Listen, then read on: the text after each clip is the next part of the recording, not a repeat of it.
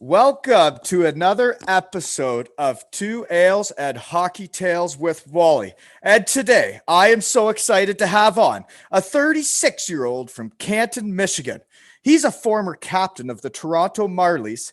His hockey journey took him to the USA, Canada, Czech Republic, Germany, Italy, and he was a fan favorite, maybe, I'm not sure, for the Belfast Giants in Northern Ireland.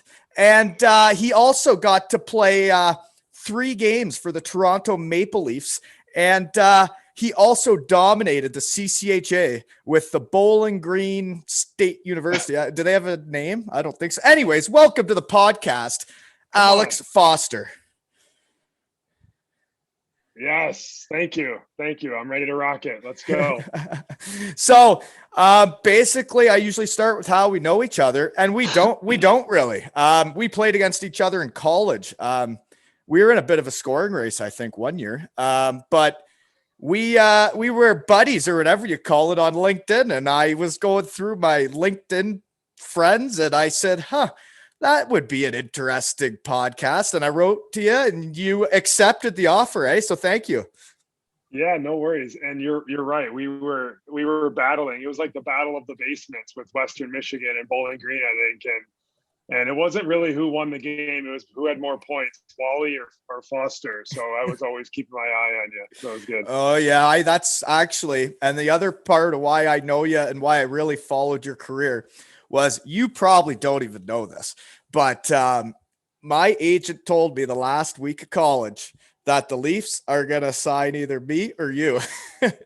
And my team was in like last place. And Really? we decided to upset Lake State, and you guys lost the first round and you signed with the Leafs, and I went into a second round of playoffs. And then after I got put out, they're like, well, we got maybe one entry-level contract left, and we don't think you're the guy. So the fact that we sucked more, I got an opportunity where you missed out on. Well, I think they were going to take you anyways, especially now that my research team has been hard at work today. But I just know that they were interested in both of us, and you ended up losing the first round.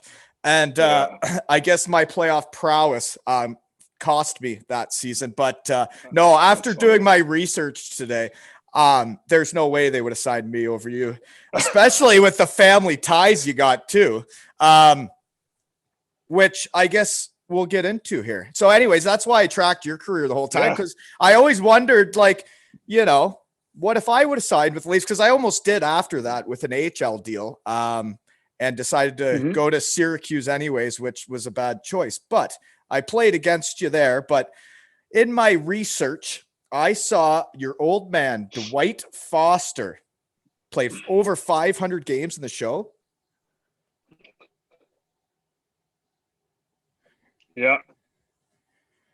Can you tell me about his career a bit? I'm lagging on you a little bit, so I'm catching the kind of the tail end of what you're telling me. I'm kind of lagging a little bit, but I know you mentioned my dad and his career, right? Yeah. So yeah, he was. I don't want to say like an opposite kind of player as me, but we were both centermen, so we had that kind of similarities going. But I mean, he was a first round draft pick. He played for the Kitchener Rangers in the OHL. And I think to this day, he still has like the scoring records for Kitchener. Like he's got the most goals of all time, like the most points, and he's got his banner raised. And like I said, first round draft pick. So I tried to take what I could from him, but I was more of like, when I started playing pro, I was more of like your third line. Like you put me on the third line in any league, and I was like the best third liner you were ever going to find. But you put me on the first line, it didn't really work. I could maybe squeeze out a second line somewhere, but I was like the best third line player you could ever find. So yeah, some similarities, but yeah, he had a one heck of a career, that's for sure. That's interesting to me because you were like an elite scorer in college. Like you had over 50 points one year. Yeah, my sophomore year, I did. So my freshman year, I did well for my freshman year, really well. Like it was me and another freshman, Jonathan Matsumoto. We came in as freshmen together. we were line mates and we led the team in scoring. I think he had like 33 points. I had 31 points like our freshman year. And then obviously our sophomore year, we kept playing together. And I had like, 51 points my sophomore year. But I was still like, I was a late bloomer, man. Like it wasn't until my last year junior where I like started actually like scoring and getting points and like being like an offensive threat, I guess. So I think I was still coming into my own in college, and I started figuring it out. And I maybe should have given it a couple more years at BG to really hone in on that. Oh, yeah. Well, one question I had, because it also said your uncle played. So would that, it wasn't, the last name wasn't Foster. So is that your mom's side, or also athletes? No, so it was, so my dad, he's got three sisters, and it was one of my aunts, my dad's sister. She had married a hockey guy, so it was my aunt Darlene Foster. Obviously, got married to Wes Jarvis, uh, but it was through marriage. Through marriage. Gotcha. Okay. And now my other question, just because I think I pieced the puzzle together today, looking at your old man's career from 82 to 86, because he was a Canadian boy. He plays for the Detroit Red Wings. And you are born right in around when I was born, I think 84 you are. So that means 84, yeah. you're born while he's a Red Wing. So he's met a Michigander, and now you have grown up in Michigan and you now reside there. Yeah, you're almost there. So both my parents are Canadian, actually. Yeah, my mom is actually from like the, Toronto, Kitchener area, and they got a crazy story actually. So my dad, the year before he got drafted to Boston, he was playing for Kitchener. He had met her through like, they went to like the county fair or whatever, and they had met through friends, or she was with a group, he was with a group, and they had met and they hung out the one day. And then they basically went on like one date. He left to go for like the preseason for Boston, like the summer camp, and then came back. They ended up going on like one more date. When he came back, he left to go to Boston to play. 10 games into his career, he blew out his knee. 10 games into his career, and she like heard that on the radio. She like was listening to it on the radio, and she drove to Boston and like visited him at the hospital, and that was it. The rest is and history, something you as never they say.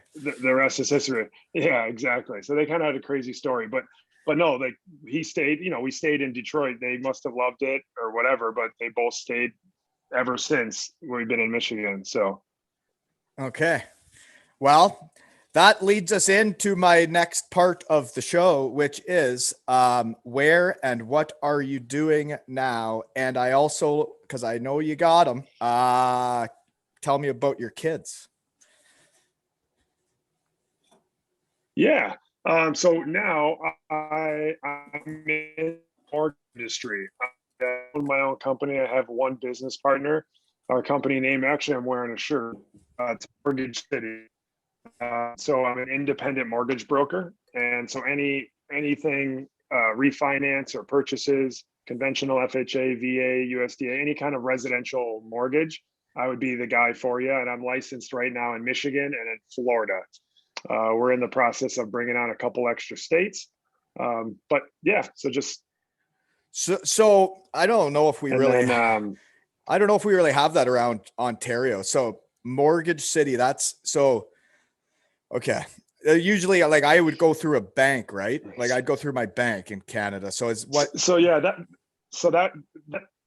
would be the difference. So you can do that here. Like, let's say there's Chase Bank or Wells Fargo Bank, or, these banks, you could go to a bank and get a mortgage for sure. But there's the, problem of, it's kind of like a take it or leave it. They have their set of rules, their guidelines, they have their pricing, which is either a good pricing or not. And you're kind of like take it or leave it. Whereas I'm an independent mortgage broker, so I'm approved to do business with like basically wholesale banks. So I have just like access to more competitive rates, and I can choose which banks I want to send my business to. And I'm not employed by any one of these lenders or banks. So we just have access to like a better rate sheet because they don't pay up. They don't like, we're not employed by them. And then also they're fighting for our business. Like they're fighting for us to bring our refinances and purchases to that bank. Mhm. Um, yeah. So I'm just basically, if you can think of like an insurance broker, like if you're going to shop your car insurance, like it's the same thing for kind of mortgages. Um, and yeah, there's like a bunch of different competitive advantages going through a broker versus like your retail bank. So Gotcha. Well, that's exciting. That you yeah, found something you're into. I can tell by listening to you talk that you're into it. You're enjoying it, eh? yeah, for sure. I mean, I after I retired, I got into the industry working for a bank, like working for a lender. So I learned the industry. I worked on the lender side of things, and then kind of learned what I needed to learn. And then I just was like, hey, I don't really feel like working for someone else and punching in and out for lunch, and I want to do what I want to do because, as you mentioned, I have kids.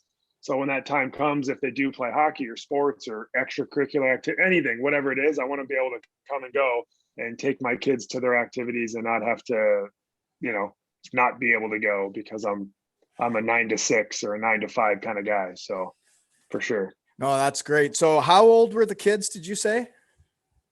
Yep. So my son Jack, he will be 7 in October, and I have a daughter Piper. She'll be 4 in June coming up. So like 6.5 and almost 4. Nice. Yeah, I'm right in that Yep. same wheelhouse. I'm 8 and 6. Okay. Oh, Uh, okay. Yeah, you're a little ahead of me. yeah, just a little bit. Okay. Next question then is your minor hockey journey that takes you to Bowling Green. Just give me the story of that. So yeah, you're familiar with, yeah, you were at Western Michigan, so you're familiar with probably some of the local teams here. So I grew up mostly playing for CompuWare growing up. Um,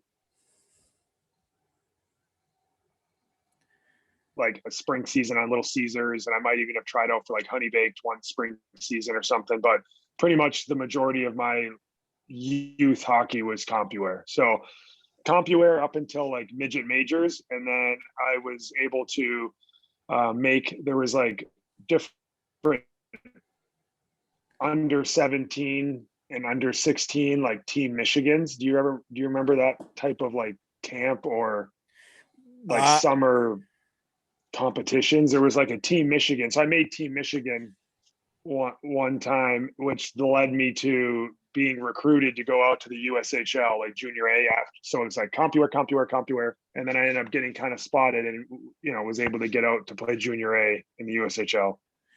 okay. Your internet sucks, by the way. You might have to bump that up there at Mortgage City. I know. So I'm at home, and I Uh, and I'm assuming all of the kids are probably on Netflix or doing something like that. So I'm like, God, get off the internet. oh, I'm just messing around. It's okay. It's only happened a couple times here, but so the USHL, that's when it would have just been getting big, eh? Because it's become massive. I mean, yeah. Well, the crazy thing is too is I actually, the CompuWare Junior A program, they've now gone away with like a Junior A program in the NAHL, but at the time they wanted me to play for CompuWare in the Junior A program, and at the time I just did not like the coach, or the coach that was going to be the coach. And so I ended up just taking a leap of faith and leaving my backyard, pretty much living at home, playing for CompuWare like I always did, and then playing junior A. And I went out to Sioux Falls, South Dakota, played for the Stampede. And but yeah, it was considered to be a better league than the NAHL. That's what I had been told at that time. So I was like, yeah, let's just try that and see how it goes. So yeah, it was getting big at the time when I was there as well. Yeah. Yeah, when you say you weren't feeling the coach and it's your backyard, like the coach, and you have feelings of whether or not coaches like you, whether or not they're going to play you, whether or not they're going to put you in good positions. And Like if you have that feeling going into a season at that age where it really does matter how your seasons go, like I think it's a no brainer. You got to go, right? Yeah, and it's kind of crazy too, like as you're older now and you like see all these other young kids coming up through the ranks, like so the story behind why I didn't like the coach, I used to work at the rinks pro shop and he was like the manager at the time. So I actually knew him a little bit like as I was younger. And there was one day that I had this Maine Black Bears like CCM hat was like my favorite hat when I was a kid. Like, oh, is that your favorite team or whatever? And I was like, yeah, I love this hat. So he's like, oh, let me see it. And I hand him my hat, and it was like I was working at the pro shop at the time, and he takes the hat and he ems the hat. So he like Yeah. ems it and like ruins my bill of my hat and like chucks it back to me and like starts laughing. For no reason. And so for me, for no for no reason. So that was for me, that stuck to me. Yeah. And I was like, and then there was an opportunity. They wanted to tender me and wanted me to play for their team. And I was like, no, I'm not. And I left. So it's just crazy. And it's like for new coaches listening or anyone listening, like you never know what it could be. Something could stick with a kid and maybe you thought you were joking or whatever. But you missed out on maybe what would have been a good junior A player, who knows? But yeah, because you're an idiot. Yeah. No, I totally understand that completely. uh, so you go to the USHL, and then how do you get from there to committing to Bowling Green? So I played 3 years at junior. So like I said, my first and second year, I was a decent player, but I was like your, middle of the roster type player, like third line, whatever. And it wasn't until my last year I ended up switching teams, and I was playing for the Danville Wings, who was in the USHL at the time. And maybe it was just a combination of getting a little bit older, stronger. But yeah, we had the beginning tournament at the Buck Bowl. Do you remember the Buck Bowl? It's like a Oh tournament no, that's in Des Moines, Iowa. no, I don't know anything Yeah, about that. it's a tournament. I don't know It's anything a about the tournament that USHL or anything. Oh, really? Yeah, yeah. So there's a tournament. It's like a showcase. All the teams they're going, and college. Colleges are coming out watching. It's an easy way for them to see a ton of kids. And yeah, I actually probably played my best hockey at that tournament, but I think out of like 4 games, I might have had like 1 assist out of 4 games. But I just played so well, like I just couldn't score or whatever. But I actually was like, man, I was awesome, even though I didn't score. And then that's Bowling Green was there, and they came to me, and they really said the right things and wanted to. I think they offered me a full scholarship, like right there, and they just kind of talked about how I was going to play a lot, like coming in as a freshman. It's the most important thing is to like be playing, as I'm sure you know, because you played quite a bit your whole college career. You got to play, and that was really it. I went on some different visits to different schools and had some other offers, but I just I liked what they said, and it wasn't too far from my house. It was like an hour and a half at the time, or an hour or something. So I knew I could, my parents could come watch me still, which was, I like, I liked that. But yeah, they just saw me early on in the season and just kept communicating with me. Yeah, that school, I guess I like really in college, all you'd see is the hotel and the arena. And to me, that area seemed very similar to where I live now, right? It's very rural, farming area, isn't it?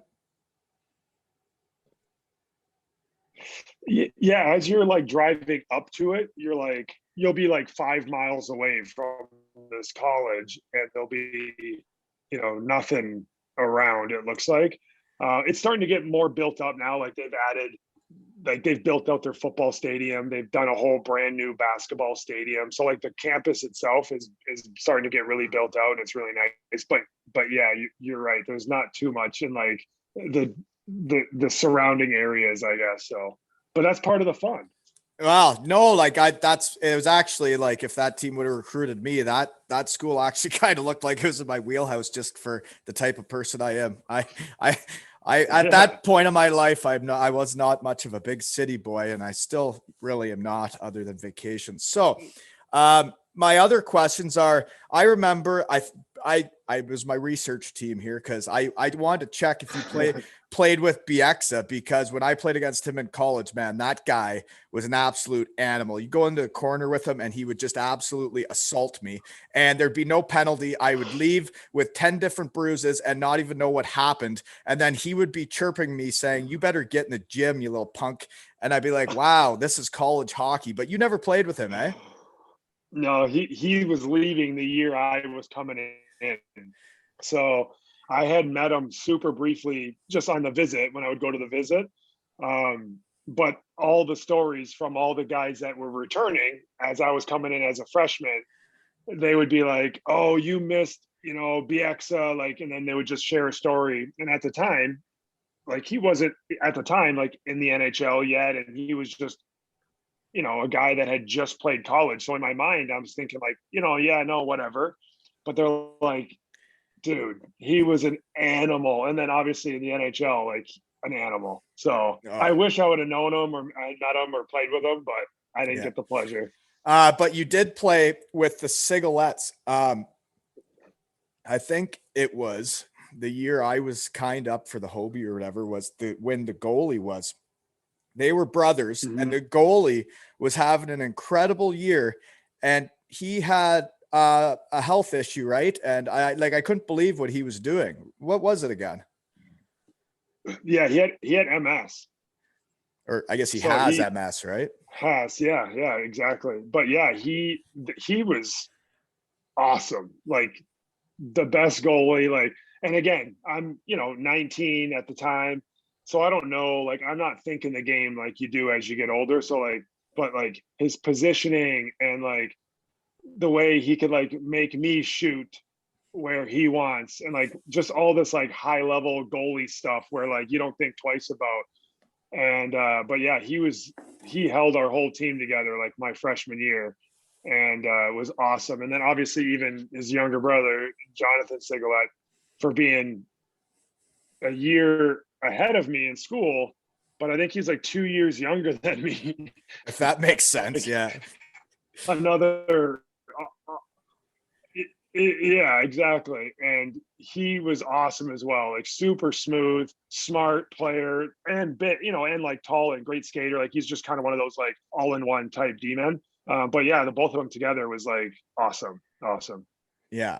Okay. So I guess my only other question then is because I think we both sucked on our teams, or our team sucked while we were there. So give me your decision, because I was a senior when my agent's telling me that they're interested in both of us, which you're only a sophomore. So they're obviously a lot more interested in you.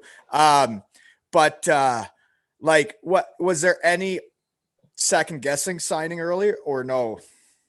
Well, yeah, for sure.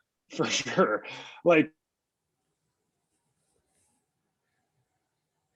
to BG, I didn't even think that was You like just cut out awesome. again. You just cut out again. Oh, I was gonna say, yeah. Am I good now? Am I on?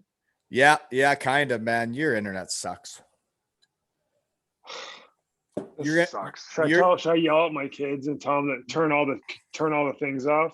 No, you can't. No, it's fine. You know what? If the people can't deal with it, you know what? The kids still got to live. Like, this is COVID. They all need their screens, eh? No, continue Get them on. outside. Yeah, no, it's all good. Go ahead. It was just a blip there when you like said, yeah, they were second guessing, and then I don't know what you said for a second. Yeah. So yes, I had second guesses because I didn't even think I was ever going to play college hockey. Like, so then I got a full scholarship to college. So I was like, sweet, I'm going to get a degree, have no debt, and then I'll just get a job and go work somewhere like everyone else. But like one thing led to another, and this, started doing well and getting interest.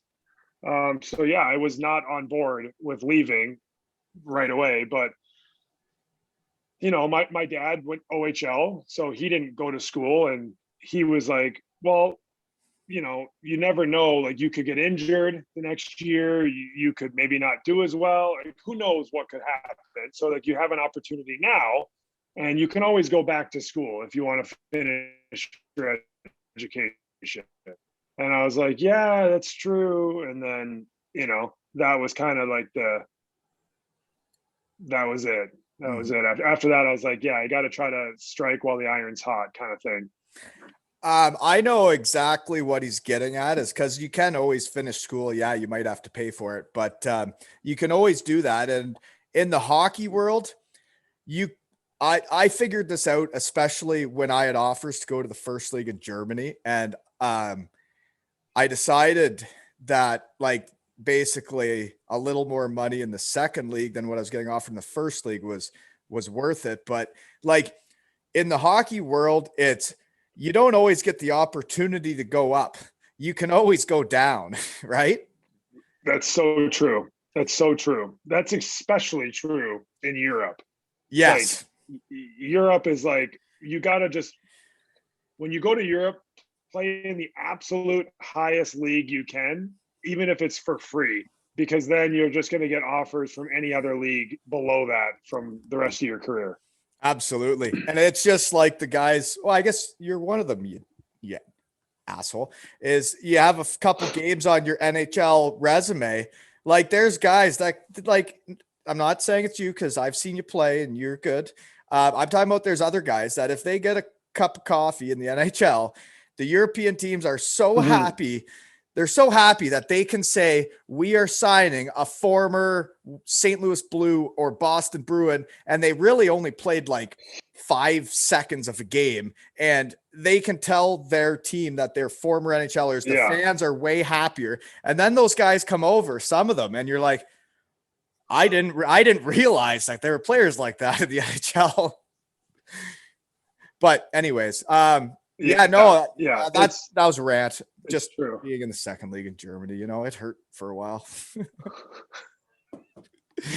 Why? You crushed it, man. You probably had way more fun than anyone who like went to the DEL and didn't play that much, or they were better in the A or the East Coast, but then they went to the DEL and they didn't do that well, and it wasn't fun, man. Like you got to stay in the same city. Yeah. And play 5 or 6 years in the same city. You probably had so much fun. No, it was that was the decision at a couple points. There was I could stay in a second league where there's only 4 or 5 imports and be the man, be the first line power play, first line penalty kill. And I play a ton.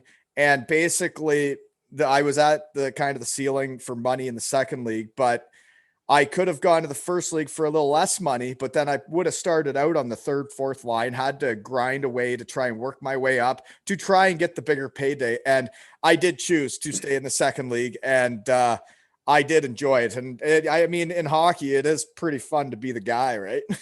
For sure.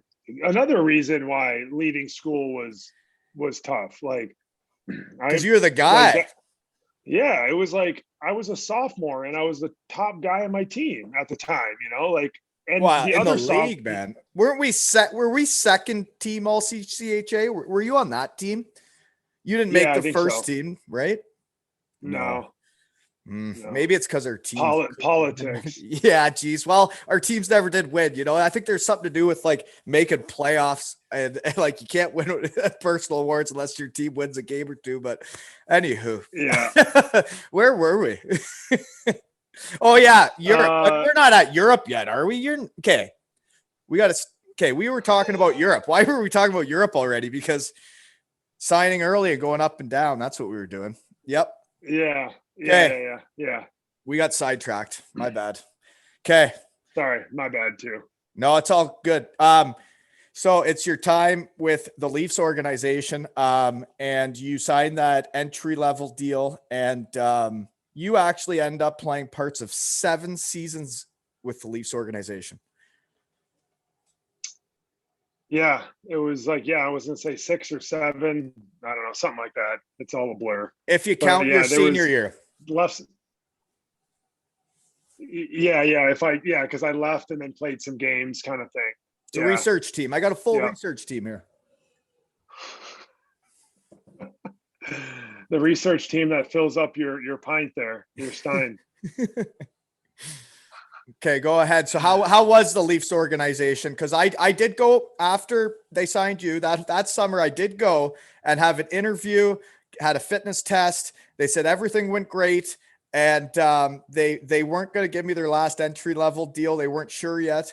They offered me an AHL deal one way, and my agent told me to go with Syracuse instead, which was looking back on it, Hmm. it doesn't really matter. But that team had written me off Yeah, beforehand, so I was just curious what that organization was all about because I was very close to being a part of it there. that would have been awesome. But yeah, they do a great job. I mean, at the time, I know probably all AHL teams do this now, like in terms of, like the meals and supplements and like bringing in some food after or before practice or having like a whatever, like a little mini kitchen in the room. Like, but they had like an NHL type thing. Like they just whatever the Leafs did, they pretty much did it for the Marlies, but like on a smaller scale, but still top of the line, whatever stuff. So like in that sense, it was awesome. And I mean, I had nothing to base it off of, so I thought it was normal. But yeah, it was a great organization to be in. There was parts of it that I didn't like in terms of it's such a hockey hub, as you know, being from the area, that things other things to more. So like for example, being drafted or not being drafted, and having their analysts saying, let's call these guys up, we drafted them, or you know what I mean, like I wasn't one of the guys, I guess, so to speak, just because I was a free agent. But I mean, like you said, it doesn't matter now. So No, and I totally understand. I don't understand why your internet's so bad because you did get a bit choppy right when you were explaining that being a free agent and all the scouts and all the guys who their jobs depend on the players they draft, if they become good or not. And I spoke with Stan Butler earlier, and he says every player gets better at different ages. You never know who's going to be good at what age. And that guy's been around the game. He's 65 years old. He knows how it is. And he said, like, but there are those politics. There are, if you're drafted first, second round, you're going to get every opportunity to crack the lineups because there's a scout that's going to look bad if you don't. And then these free agents, like whoever makes that decision to bring you in, I mean, we weren't big enough names. I mean, you were bigger than me at the time, but like, yeah, you got to have a guy that has your back in the organization that like they got some skin in the game with you, right? for sure. Like I'll never forget like the time I did get called up. I actually got called up a couple times. I didn't play on some of the call ups, but so I got called up on one of the times, and my coach told me this at the time. They were sitting around like the round table, and they were like, we needed a guy. There were some injuries, they needed a call up. And it was like, who should we call up? And they were throwing some names around. Like there was like Robbie Earl and John Mitchell, and there was some other names. And then finally, I don't know who it was, but someone at the table was like, what about Alex Foster? Like he's playing the best out of everyone right now. Like he's been playing awesome. Like whatever. It's like spoke up and said something, and then they called me up. Like so, it was just like if he doesn't literally have to like speak up over someone, because the other guys were drafted and they were also playing well. But And whoever yeah, said I that, mean, that day was putting his neck on the line for you, realistically.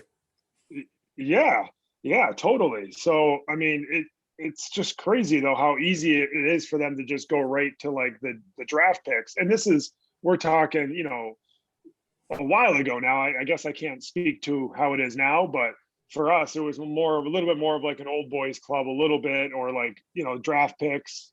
type thing. So I don't think it's changed nowadays. Like if they're not in the NHL straight out of diapers, like they can't make it, right? So, well, like if they're not in the NHL by 20 now, it's like, geez, man, what a bust. Yeah, not us though. Yeah, no, no, I'm a late bloomer. I was a late bloomer. Give me till 25.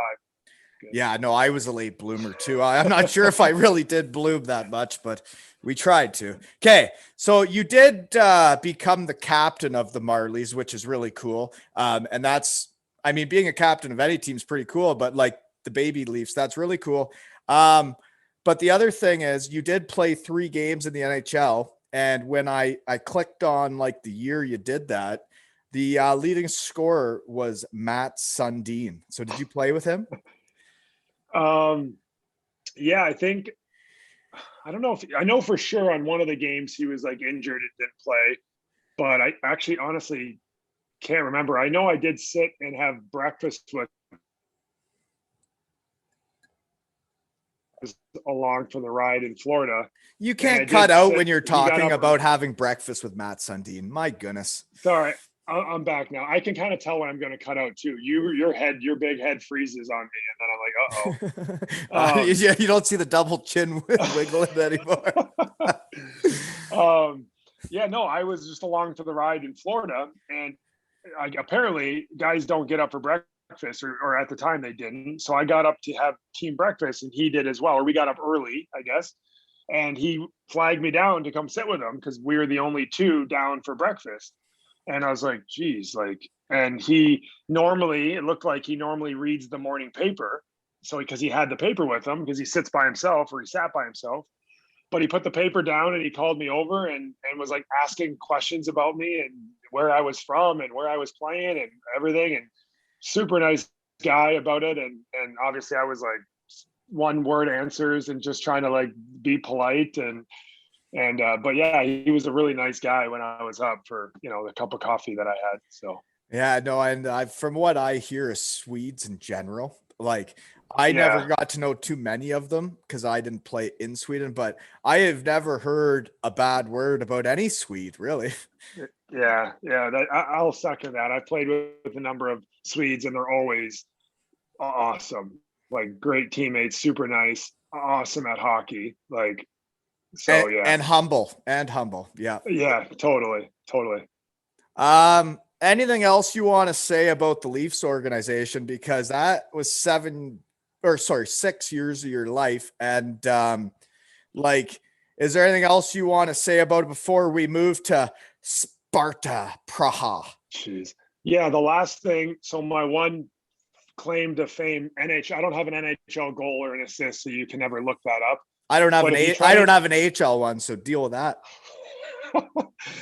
So if you ever want to Google, it's tough to find now, or YouTube, Foster gets smoked by like Volchenkov. It's like they show like the game's highlights of like Ottawa versus Toronto. Like it kind of runs like a 2-minute highlight clip, and it's the very first 10 seconds of the clip. I get a cross ice pass and I get absolutely just lit up by Volchenkov, and my glove almost goes like into the stands and he like blows me up. And that's like my one highlight. So if you ever want to check that out. Actually, I do have another question. Like, so you got called up a couple times and never played. So like that first game you ever played in the NHL, who did you play against? And like, what was it like? For when I got called up and didn't play? No, like when you did play, when you finally did play, what was that like?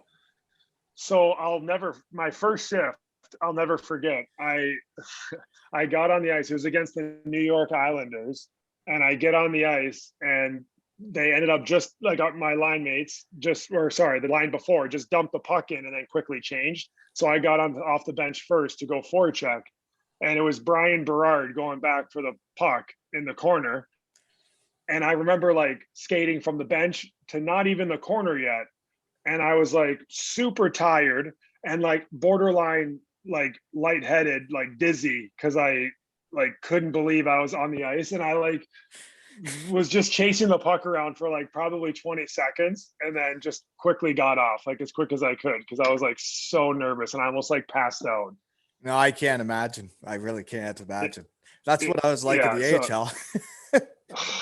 but which is sad though. It's sad because who knows what could have happened if you just had that same confidence at Oh, whatever level before you. well, it's so much a mindset, right? And like so much of, but then coaches too, and what they think of you and where they put you. Like Totally. there's so much to it. But I can't. That's awesome. You got to play in the NHL, man. You have those memories, um, yeah. Whether you got a goal or an assist, man, you played in the NHL. Like, Yeah. Yeah. No, yeah. You're right. You're right. And I feel like I don't not remind myself, but like I always kind of maybe downplay it. Where this is what kids grow up dreaming of doing is just playing one NHL game. Like that's the goal, just one game. So it's pretty cool for sure. But you always wish you could capitalize on another opportunity if you were given it. So yeah, no, I understand. You'd think like, when you're hosting this podcast, you're like, geez, this guy played in the NHL. He's going to have great internet. And you're like, nope, sure doesn't. God, Oh, I'm just kidding. get off the internet. You think they're going to listen to you? Okay, where are we? Okay, we're moving on then because now we're getting into like my territory here. Okay. And here's I'll say it now because I have been to not Sparta, Praha. I've been to Prague, which is where Praha is. I went to Prague, and that is where I asked my wife to marry me. It was on that bridge there by the castle. So all these old hockey guys that are listening to this podcast, there is your romantic story for today. And I know everybody can just picture me, Beckham, my dog, making him sit down and asking Lisa to marry me on Charles Bridge in Prague. So there's my tale for today. And how was it playing in Prague? Because I was there for like a weekend and it was incredible. Yeah, so I almost did the same thing you did. I got engaged in Prague as well, and I was going to do it on the Charles Bridge, same thing. Oh man. So am I like everybody else? Really? Well, when did you get engaged? I don't know, man. Like, oh, 08? I don't know. So the tough questions here. So you beat me then. So it was like your idea. I was after you. So we're good. You're good. That was your idea, man. Yeah, for sure. Yeah. But yeah, Prague, dude, and this was pre-kids too. So like my now wife was with me, and we didn't have kids. So we went out way more. We were sightseeing way more. The city itself was awesome. Like every day we would go walk and do something, and it was sweet. Yeah, it was awesome. The hockey too, like the league was really tough for me. Like I thought the hockey was really good, but like the city and the nightlife, and it was a lot of fun. It was a lot of fun. Yeah. No, it seemed like a unbelievable city. When I saw you played there for like 2 seasons, like wow, what? Like I was there for a weekend and like I was tired. Yeah, but it's like, man, it's a different like the Czech guys are different too, man. Like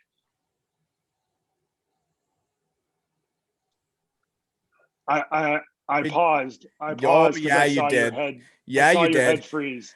Yeah, you did. That's so Your you head said froze, you so I said the paused. Czech guys are different, and then you went into one of your things there. Yeah. Yeah, yeah. I paused because I saw your head freeze. So they're different because it's like they're the guys and then the wives. Like it's like they don't. It's not like, hey, let's grab your wife. Let's everyone bring their girls. Let's go out. It's like the guys go do their thing and the wives and the girls stay home and like look after the house or like the house and the kids. So it was like a culture shock in terms of like I brought my fiance with me and I would be like, hey, the guys are going out and like no other girl is coming. Like, and so she would stay home sometimes. Sometimes she would come with other girls, but most of the times, like we would do our separate thing and they just go out till like 5 a.m. Like there's no, that's it. they just go out and they drink and they sit and they smoke and or whatever, and it's just like, dude, I can't keep up with you. Like, this is not normal stuff. But How many like I said, were you the a only lot of fun. import? Were you the only import? No, you're allowed 6, but if you're not from Czech, you're an import. So like we had 2 Slovakians, so they were like, like locals, and then there was 2 guys from France, but they were, they spoke, everyone, they spoke English and was good. So it was me and one other American, Troy Milam. You remember Troy from Ferris?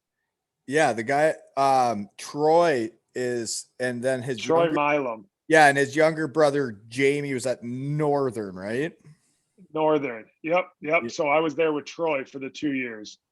Okay. At least you had a guy, Yeah. right? At least you had like another guy. Yeah, but he was Did he single. was he oh yeah, that's tough for your fiance at the time because we went through 1 year in Yeah. beating we went through 1 year in Germany where there was a two Czech imports and 2 French Canadian imports and me, I think. It was something like that. And I had my German buddies on the team, but like the imports, I had went from like we were like a family, like an absolute family, to we might see each other outside the rink, maybe. Oh, really? Yeah. That was That's when not fun. that's when I ended it in Bietigheim. That's when it was over, was right. There was a year like that. But anyways, where it can be tough for wives too. Like people have asked my wife when she's coming on here to tell some stories of what it's like for the wives. And I don't know if she's into it, but like the wives do have some crazy stories, right? Your wife would have some crazy stories from over there.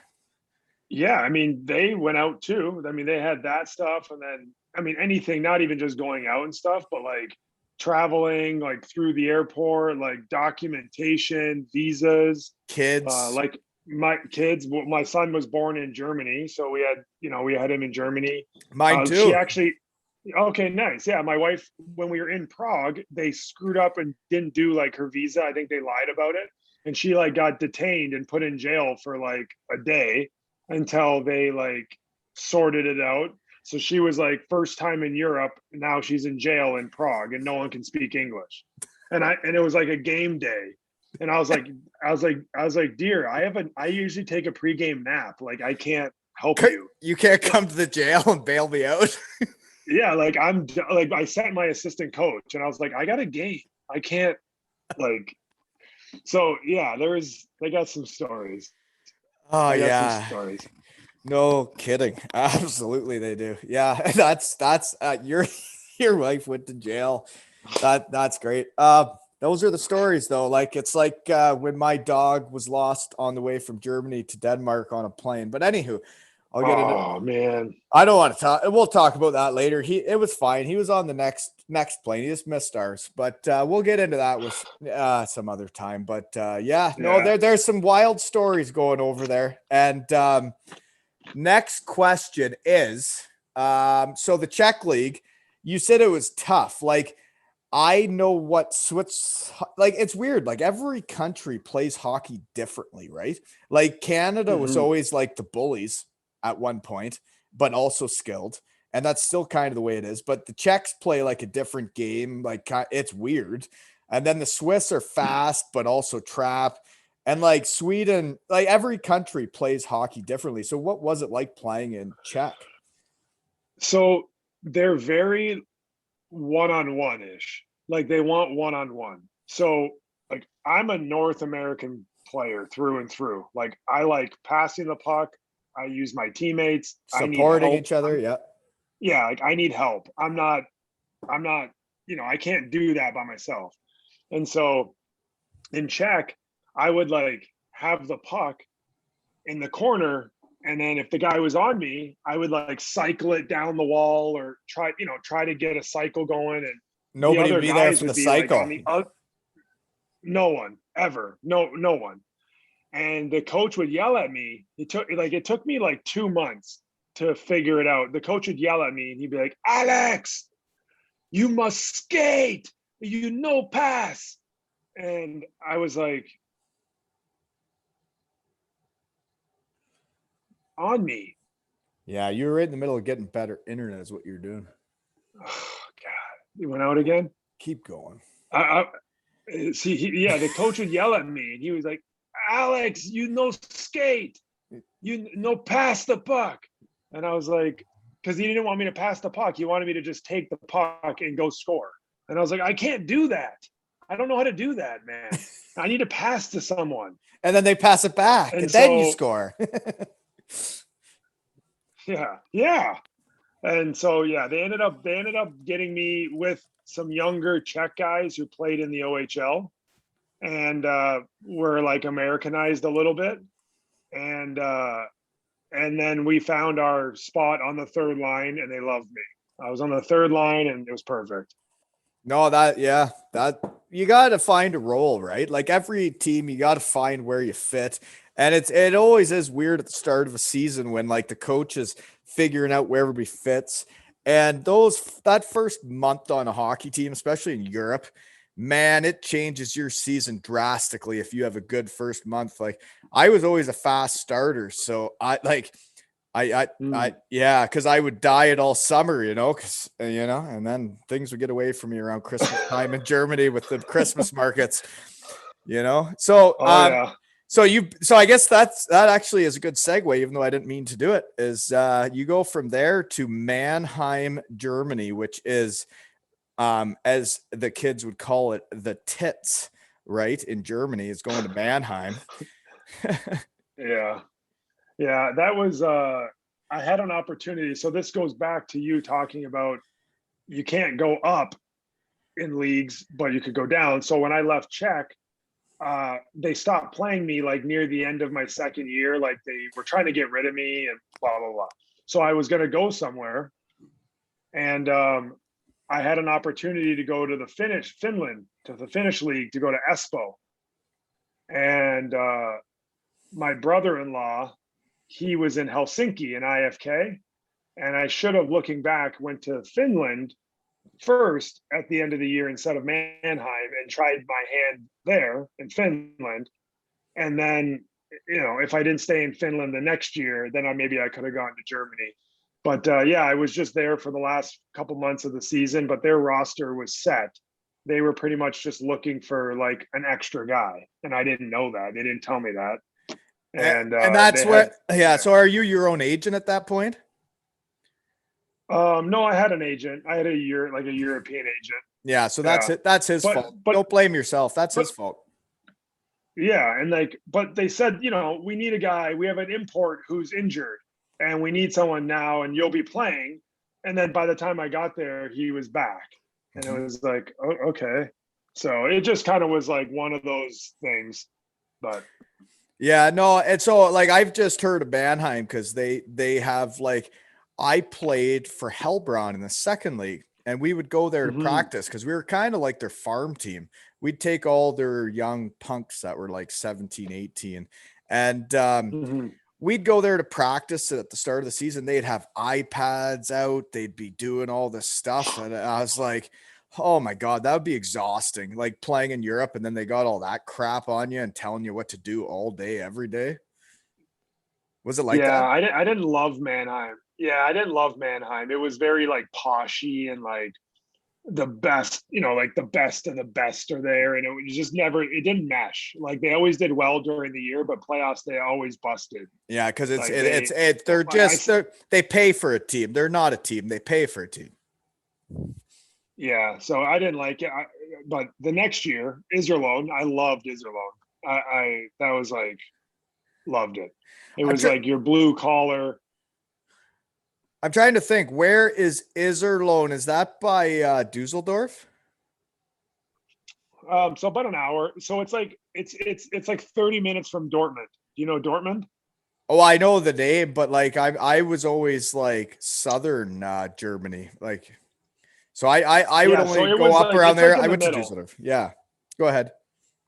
Yeah, it's about an hour from south of Dusseldorf. It's like in a triangle with Cologne, Dusseldorf, and like Iserlohn. It's in like a triangle type. It's right there. Yeah. So you Small loved it there city. then? That was good. Yeah, they had, what we just talked about. Like it was what you mentioned on your team. You were like family, team. Like a game, after a game, we would all go out and grab a beer and watch like Red Zone NFL or something. And it was like, it was just, it was awesome. People hung out, all the wives hung out, kids, whatever, like whatever it was, at least, 7 guys would get together after a game or even after practice. Like it was always hanging out and being just a good team. So That makes it so much better over there. That makes it like, so what happened for me was when I first went over there, that's how it was. We were a family, we were a team. Then we had the years where we weren't, especially the imports. yeah, And then all of a sudden I had that again. And you don't really appreciate it until you've gone through times where you don't have it. So you guys going kind of through it in the Czech, and then you go to Mannheim, and then you're in Iserlohn, and you have it again, and then that's when you really appreciate it being a family and a team, right? for sure. And it was like that my first year in Iserlohn, like 3/4 of the or nearing the end of the season or whatever, we were out of playoffs, and they haven't made playoffs in like 12 years or something at this time. And we were like down and out. We had some injuries or whatever, but we had to win like 14. We had to win like 13 out of like 16 games to like give ourselves a chance, kind of thing. And we did. We won, like we literally went like 13-1-1 in like the last 15 games. And then we made our way into like the playoff or like the playout, Pre-playoff. like yeah, like the pre-playoff, and we were playing against Munich. And it was like 7 plays 10, and we were 10th. Can't cut out The there. playoffs, and You like can't cut this out when you're saying your seven plays 10. Seven's playing 10, and did you 7 beat plays them? 10. We were 10th, and we played Munich, and we beat them 2-1, and then we made playoff. Like, so the whole year was like, it was so awesome, and fans were loving it. Fans were loving it. The city was going bonkers, and it was just like so much fun. So much fun. Ah, man, when you play over in Europe and you're on one of those teams that aren't supposed to win it, that end up doing something, and like you said, you're not supposed to even make the playoffs, and then you do, Yeah. and it's almost like winning a championship over there. It really is. Yeah. It's weird, and it's It is. it's very different. Okay, now, I uh, agree. And the fans like just love it. mm, but when you're supposed to be one of the better teams, and then you lose, that's when they really hate you. Like Yeah. they can get a hatred on for you. Like, man, you would think you've done something very seriously personally wrong to them, is how mad they are at Yeah. you. But So anywho, true. okay. So what's the decision then to go from Iserlohn, Germany? So now we've been to Praha, Czech Republic. We've been to Deutschland. Now we're Yep. going to Italy, Bolzano. How do you go there? I don't know how I made it there. It was like I did pretty well in Germany. I had like 41 points my first year. And then my second year, I had like 34 points, like 2 good seasons for the On a bad DEL. team. Yeah, on a bad team. Yeah. And then I just didn't have anything. Like no one, I don't know what happened. No one, Iserlohn wanted to go a different direction with me, even though I wore the A and the C at some points throughout the season, but wore the A all season. And yeah, so I wanted to go a different direction, and then I just didn't have anything, and I went like I went a little bit late to Bolzano. I didn't. That's all I had, and yeah, It's stressful, eh? When all of a sudden, like And like you're at that point, you're committed to being a hockey player. You are a hockey player. There is no thoughts in Totally. your head of retiring, of not doing it. You've had a great year in the DEL. You'd never even think of it. And it like obviously you're a level up from me, but I had a similar situation where I'm in this the Danish Elite League or whatever the hell it's called. And I finished second in the league in scoring and we win the championship, and they decided to Mhm. go a different direction. And then all of a sudden I have nothing. And it's like July, I got a toddler and a baby on the way. And I'm like, what the hell is happening? But like, you don't think Yeah. of anything but being a hockey player because you've been so immersed with it your entire life to ever think of doing anything else never even crosses your mind. And So true. right. And then Balzano comes up finally, but you must have been stressed. Yeah. I mean, I went in like late September, which is late, or like mid to late September. And the money pretty much was like cut in half from what I made like the previous year to there, which is a huge thing. And I was like getting out of shape because like I trained throughout the summer, but then everyone leaves, like there's no ice and like things just kind of fall apart a little bit at home. So it's like I'm now getting like out of shape. And it just, I mean, I pieced it together, but I started off really slow there. And then finally, hit my groove a little bit and they started realizing that I could play and they started playing a little bit more and found a groove with some line mates but yeah, so it ended up being a fun year still, but yeah, it's not like that was like the beginning of the end for me, like that year in my mind. No, yeah, like I find to me I find it quite interesting the wage differences people make in Europe considering how close in talent all the imports are. Um For sure. like you said you took half the salary to go to the I don't know what they call it, the EBL, EBEL, whatever the Yeah, heck. yeah, yeah. But anyway, so you take half the money, like, but like you're still the same player. It's just like it's like someone said to me, you're worth what someone will pay you. And Yeah. it's weird how they decide who to pay sometimes.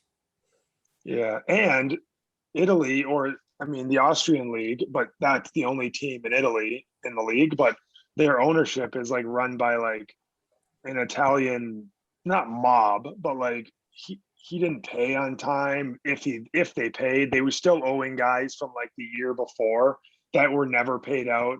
It took like a lot to get our money. Like we had to like threaten to sue and had like a lawyer like by the end of the year to get our playoff bonus and stuff. Like it was stupid. It was stupid. Yeah, no, that happens over there. There is no doubt about Yeah. that players should know where they're going. But so you go for that season, okay? And I guess so now you're heading down to the leagues I'm involved in. Just to let you know, this is where this is one of my honey holes, the UK Elite League. So you played for the Belfast Giants. How do you end up there? Who's the coach there? It's not Adam Keefe, or is he a player? He was a player at the time. It was Derek Walzer at the time who was the player coach. Right. Yeah. You had a player coach. How was And that? then yeah, Derek Walzer. It was okay. He did okay for balancing being the coach and then Oh, playing. He did he did a decent job, I thought. I mean, I wouldn't really be able to work that or maneuver that, but yeah, it was okay. yeah. So any like I've been to Belfast for a couple trips with the Cardiff Devils, and it seems like an Mm-hmm. incredible city. Like it really does. It seems like a great place.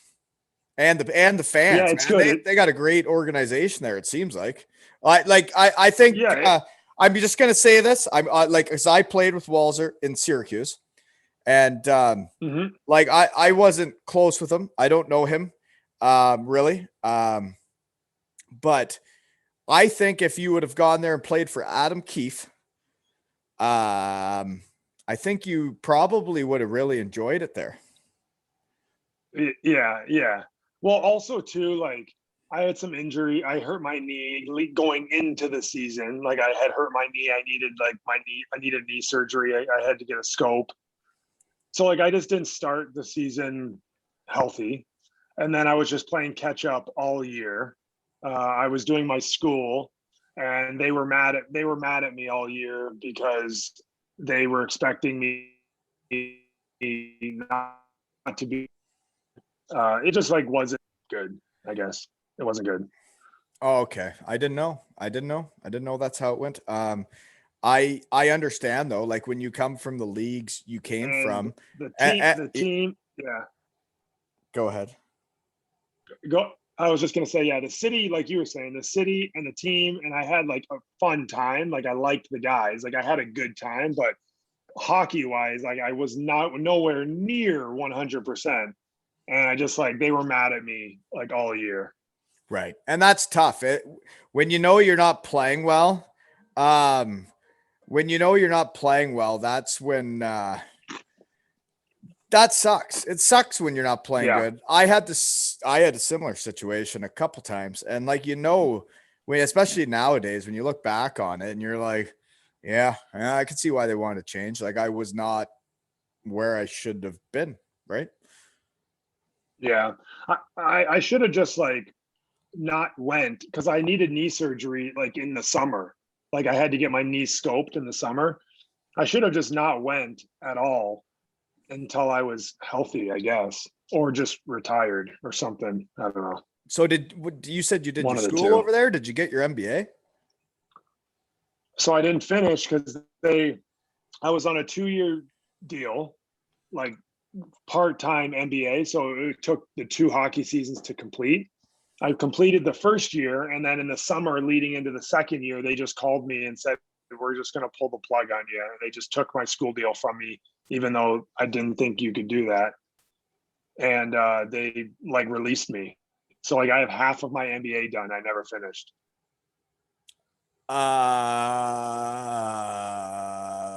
Um, um, who's the coach at that point in that summer? Well, so it was Thornton. What's his? Yeah, I don't Steve. even know his first name. It was the GM. Yeah, Steve Thornton. Yeah. That's tough to hear. Um, Yeah, I was like the first person they ever did that to, apparently. Because I was in because my knee, like because my knee wasn't like it was fine for that year. Like I ended up playing that year in the coast and I played all year. So like I was able to play, but they just like pulled the plug and didn't let me finish school. They like took my school deal and said bye. So I was like, huh. Um, I you know what? That is the first bad thing I've heard about the Giants organization, like in my time. That's a bad one. That's not a good look. yeah, yeah, I'm sorry that yeah, but that you know what? Sometimes the truth is the truth, and you know yeah, what? It brings me back to my negotiations and why I am such a Cardiff Devils fan, and why I've had the owner on my podcast is because when I was doing my negotiations to go to the UK League, because I was similar to yourself, the UK League was like a way step down from when we ever went to Europe. We would have never even thought of going there. But then they bring up the school, yeah. and then you're like, okay, I'm into it. Let's do the school. And Sheffield Steelers offered me the 2-year package. And the Cardiff Devils Mm-hmm. said, you can do the MBA in 1 year. And I thought, geez, why do I want to do it in 2 years when I could do it in 1 year? And then I thought, like I may as well just buckle down and get her done. And then what happened was I watched what the Sheffield Steelers do to players, and I've seen it with my own eyes. They fire players, like they send them home. God, what happened to you? And I went to Cardiff. I had a very bad start. I had a bad knee. So listening to your story, just is shocking to me because I had a bad knee. Yeah. I had a terrible start. I was signed there to be the guy to score all the goals, and I started out awful, and I knew I was awful, and I couldn't figure it out. I knew I did eventually figure it out, and it all got better. And like, if I would have done that on different teams, like what happened to you, I wouldn't have my Yeah. MBA now, and I would have a real sour taste in my mouth with the place and how they did their business, because you sign a contract and you say I'm getting this. Like I'm just the type of person that, like, you put your mouth you stand by what you say. That's what I am. And when I hear the stories around For sure.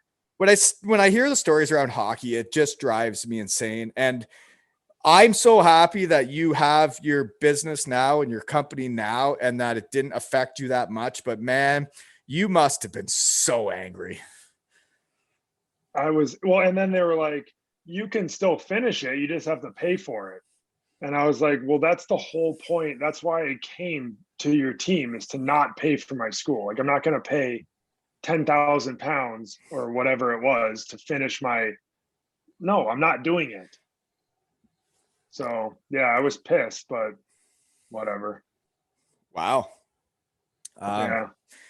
Geez, I put on the old Instagram story. The Belfast Giants fans are going to be excited about the next couple episodes, but maybe they're not. So Yeah, they actually, they did it to a couple other players after me. Once they got the hang of it with me, they let like one or two other people go into their second year of NBA and let them go as well. Like Cole Jarrett, do you remember that name, Cole Jarrett?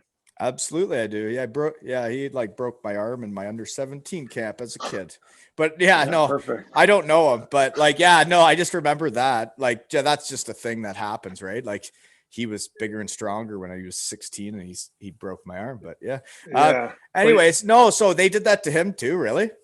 yeah, like a year or two later, and he had, yeah, and so they pulled the plug on him, and yeah, it was just, they're just, I mean, yeah, whatever.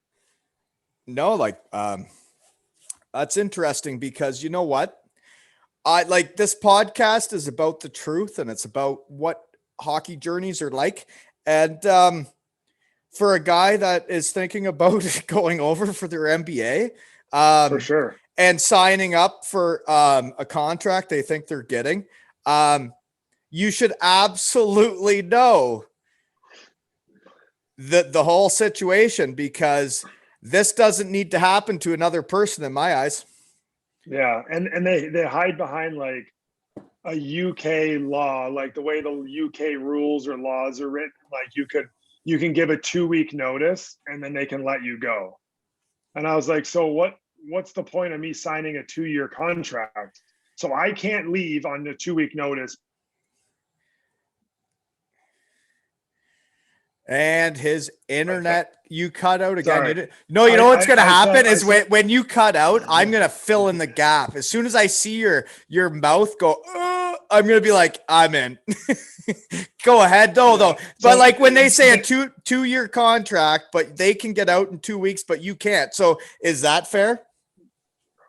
yeah, exactly. So that's what they hid behind telling me that.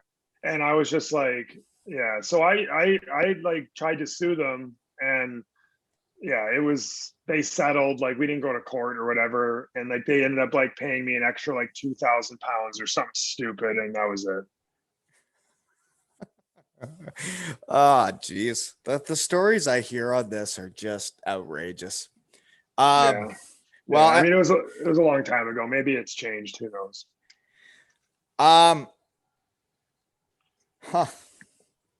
Yeah, no, maybe it has. That's why you go to the Cardiff Devils, who have a 1 year program, folks. And that's why if you have a bad knee and they're like locked into you for 2 years, they're like, you know what? Let's just ride this year out and see what happens. And then you turn it around and you do good. And then all of a sudden they want you Yeah. back for another year. And then it doesn't work out. But anyways, Yeah. next question then. So obviously we know that story. Jeepers, that sucks. Yeah. So for the first time in your career now, Now you've gotten down to my level. You're down there. You've got to the UK league. We could have mixed it up around there, but now you're getting down to like my rookie year here. So now you're heading to the coast, eh? Yeah. I mean, I was planning on. You cut out again. I'm going to talk until you're back. This is ridiculous. My goodness. Go ahead. I stopped talking. I stopped talking. I stopped talking. So I was planning on retiring that year, like, but I didn't have anything lined up. I didn't have a job. I didn't know what I was doing. Like, I basically played that next year in the coast because I had nothing else going on, like nothing. So yeah, that was it. That's the story. No, I So, don't. so I ended up in. Yeah. So you're planning on being done. Go ahead. Yeah, I know. So you plan on being done, and then what happens in Belfast happens, and then all of a sudden you don't have the second year of your MBA. You're back at home, and it's like my knee took the second guessing out of it. My knee determined I could no longer play. So when it came around to August, early September, when all the stuff's happening in the hockey world, like it was not an option for me. Like I had no job, I had no opportunities, I had nothing going on, but my knee determined I couldn't go back.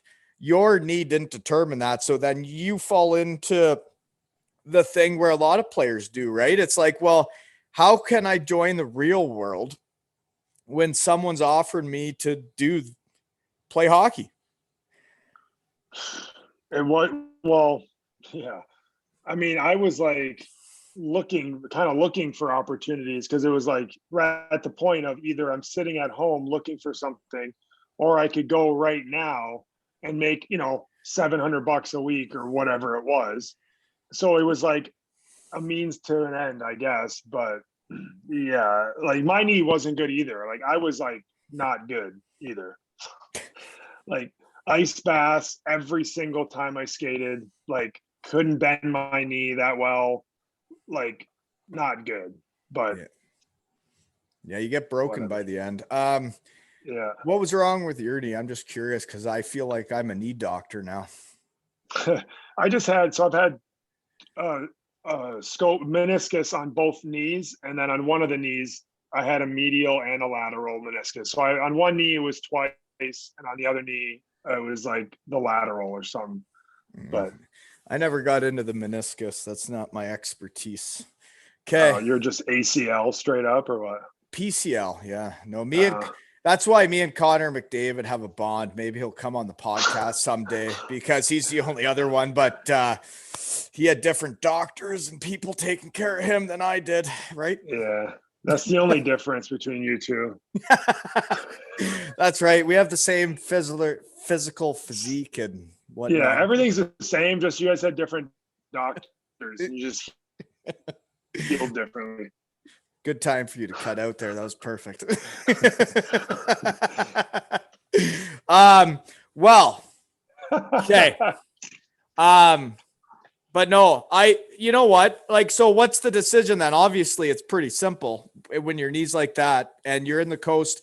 My question is are the kids and wife there in the coast? Are they coming along for that trip?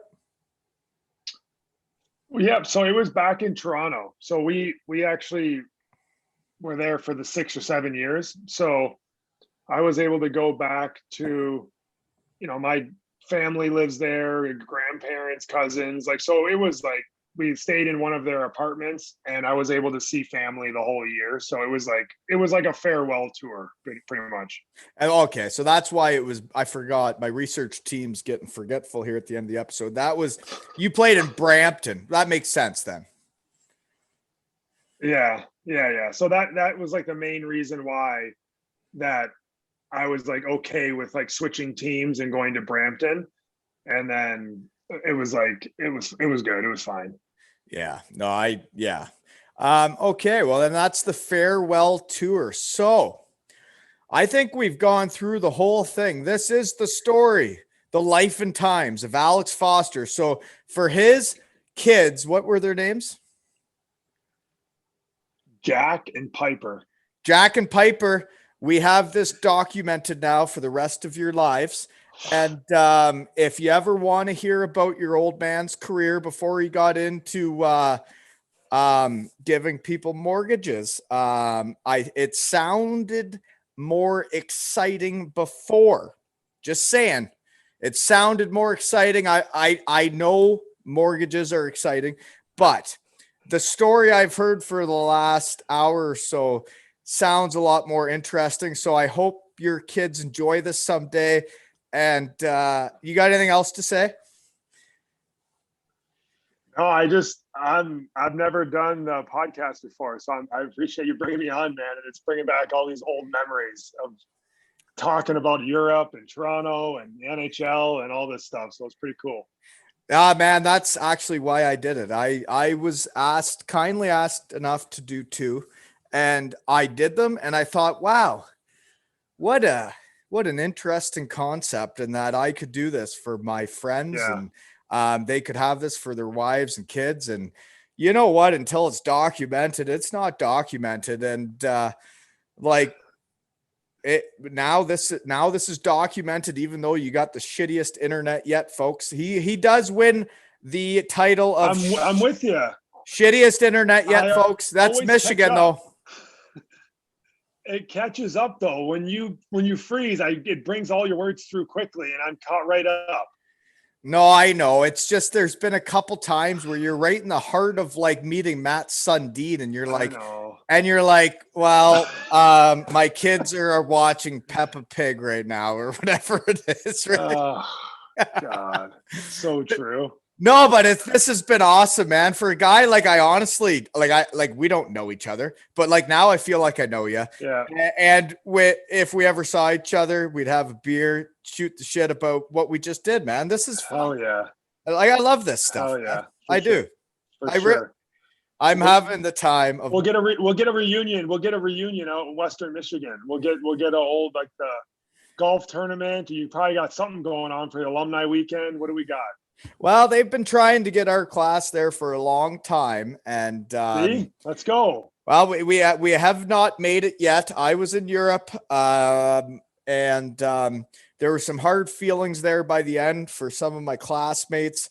We haven't been back, but you know what? The whole crew of us, I think we're ready. I think we're there. It's just, let's get this COVID thing over. So then we can all Molesy. We'll get Molesy out there. Oh, you know Molesy? Oh, I played in Sioux Falls with him, and he's local. Spaghetti wrists. It's so true. Oh my God. It's not the hard. Not shoot the puck. It's not the uncooked pasta. It's the cooked pasta, folks. He's got spaghetti wrists. He could not. He just he could do everything else, but just shoot it harder. Like just learn how to snap it. Right? It was actually not believable. Like no one can be playing at that level and shoot the puck like that. It doesn't make any sense. I'm not going to disagree. I don't know what you want me to say. Yeah, I don't know if it's the lie. I don't know if it's the lie, the flex, or the spaghetti wrists. That's what I don't know if that's the name. Maybe I've improved with my chirping later in life, but I don't know. Funny. So Malsey's still around you now? Well, we we randomly will chat on Facebook or say hi. So I haven't seen him in many years, but I played junior with him, and he's local. He's not too far from me. Yeah. No, well, man, this has been great. And every time I have a real NHLer on, it's a pretty big deal. And you know what? The podcast just grew 3 games closer to 1,000 games played in the NHL. So thank you. Darcy Verreau had, I think, about 32 or 33. You had 3. And Weidman had a bunch. So we're getting close to, I would say we're close to 800. And I think Pat Dwyer is going to He'll be the one that gets us over the 1,000 games played. So if any fans or listeners want to give me some kind of a present for my 1,000th game played on a podcast, feel free. The jersey, the 1,000. Yeah, he's cutting out again, folks. This is absurd. Look at 1,000 stitched right on the back. Yeah, 1,000 games played for the podcast. That's a pretty big deal. I love it. Yeah. I love it. You deserve it, man. That's all you.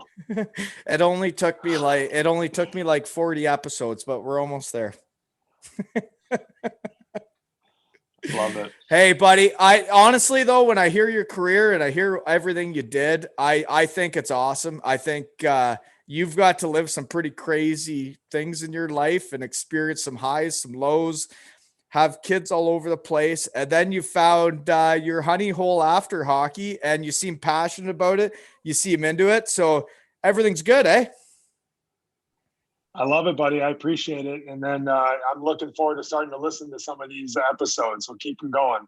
Yeah, well, you got no idea what I've been up to, buddy. This is twice a week, whether you like it or not. And that has been another episode of Two Ales and Hockey Tales.